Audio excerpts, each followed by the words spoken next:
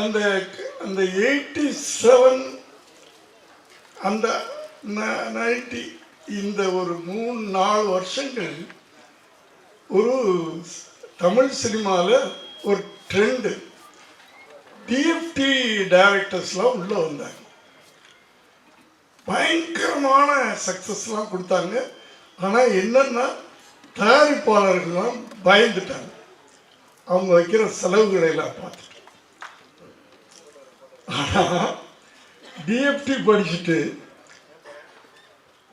தயாரிப்பாளருக்கு ஒரு நல்ல லாபத்தை கொடுத்த இயக்குனர் அப்படின்னு நம்ம சொல்லணும்னா, ஏன்னா மற்றவங்களாம் இட்டு கொடுத்தாங்க, நான் இல்லைன்னு சொல்ல.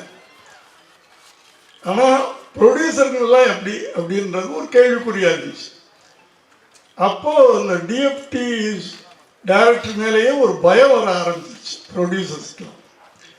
அந்த காலகட்டத்தில் 2 இயக்குநர்கள் எனக்கு தெரிஞ்சு, உதயகுமார் சார்,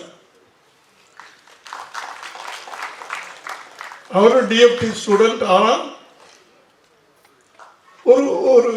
ஒரு நாளில் இத்தனை நாளில் நான் படம் எடுத்துக்கிறேன், என்னுடைய ப்ரொடியூசர் லாபம் சம்பாதிக்கணும் அப்படின்னு. அதே நேரத்தில் பிரம்மாண்டம், அந்த பிரம்மாண்டத்தை விட மாட்டாங்க டிஎஃப்டி ஸ்டூடெண்ட்ஸ். அடுத்தது செல்வமணி சார்.